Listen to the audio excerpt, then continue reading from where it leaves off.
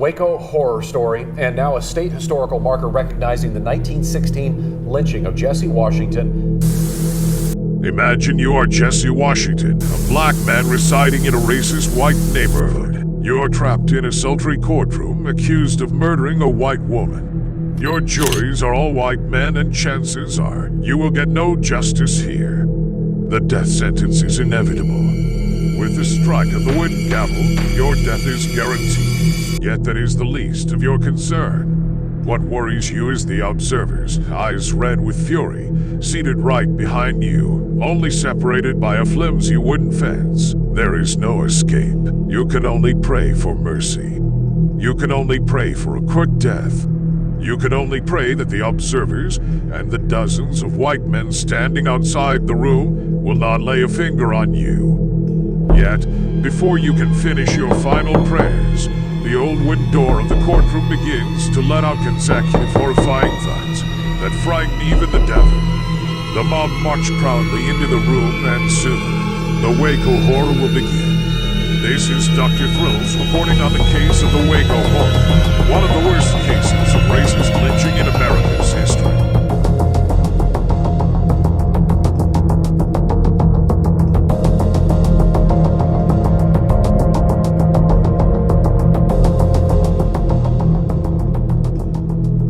It was 1916. America is still rife with racism. The civil rights movements have not occurred, and the president, well, he was a racist. Acts of racism are especially common in a conservative state like Texas, much less an isolated white town. Lucy Fryer, a 53-year-old white woman, was the wife of a famous cotton farmer in Robinson, Texas, who was also the employer of Washington. One day, as Lucy's children were walking to their seed house, they soon encounter a horrific stench. It reeks of a pile of meat that has been placed out in the open for days. As her children searched for the source of this stench, they were soon stunned by the sight of a motionless body at the doorway. It was Lucy Fryer's. It appears as though she was repeatedly beaten to death by a bludgeon. Her face was disfigured beyond recognition. When the authorities arrived, Jesse Washington, a 17-year-old farmhand working for the Fryers, was arrested. Through rounds of interrogation, the authorities were able to force a confession from Washington. It was also reported that the domineering attitude of Lucy Fryer towards Washington is the reason for the murder. Now, it was reported that Washington was illiterate and feeble-minded, so it is a possibility that Washington may not have actually committed the murder, and this does not understand the severity of the confession. However, the confession did, in the end, took place, and Washington was sent to a prison in Dallas, ready to be trialed in Waco, a white-dominant town in Texas. It was May 15, the fateful day as Washington is escorted into the old, worn-out courtroom to face his judgment. Surrounding the courtroom was dozens, if not hundreds of white people, all seething with anger, hoping to see this vermin to society face their supposed justice. The observers all gave him the glare of sheer disgust as the accused takes his seat on the creaking chair. His crime was read out to a jury that consists of 12 white men. Within just 4 minutes of deliberation, the gavel struck and the death sentence was meted out. Clearly, the room is no longer filled with level-minded individuals, but men and women with an intense hatred for Washington. He is the problem, and they are going to solve it. Within seconds of the sentencing, the observers began to climb over the fragile wooden fence, ignoring the guards as they tried to stop the innocent man from the unjustified wrath of the revenge-focused mob. The sound of chains clanging on the floor with the thudding of the courtroom door. Washington was beaten and held down by several men before the rusty metal chain is wrapped over his bloodied neck.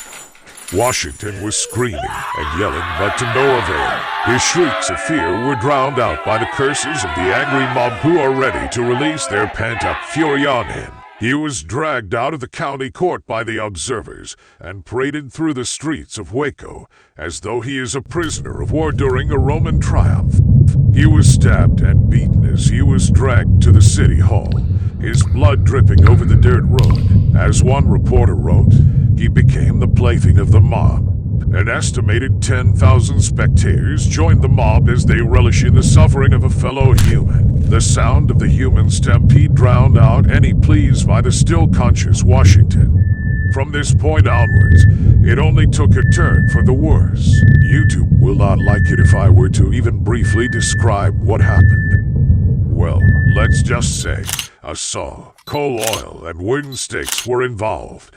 What makes this case worrying for society is not the brutal treatment of Washington, but the cruelty of the Waco society. Policemen, town officials, and even children were all watching as the wrath of the county unfolds. Everyone is so captured by tribalism that no one even stops and thinks whether their actions are excessive. There is a complete lack of empathy and humanity.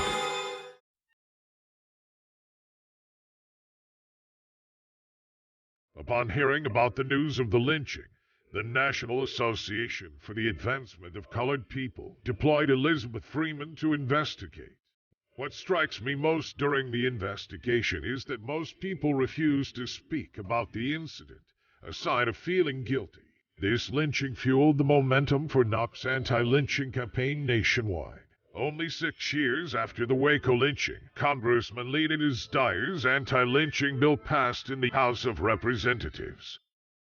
This event highlighted the danger of both populism and racism. Washington was lynched, or even sentenced to death, mainly due to prejudice against black people during that time. Racism resulted in the unfair treatment of humans based on their natural features. People are assessed not based on personality but on superficiality. However, populism remains a greater threat than racism. When everyone is doing the wrong thing, does it make it right? If not, who should receive the punishment? Populism is hard to tackle because society has always revolved around the majority since time immemorial. Rights and wrongs are decided by the thinking of the majority and not morality. Think of how Western civilizations see that eating beef is okay, but eating dog meat is an absolute no-no. What makes populism so dangerous is that it is contagious. In this case, people are dominated by populism and tribalism as they follow each other's actions and continue the vicious treatment of Washington.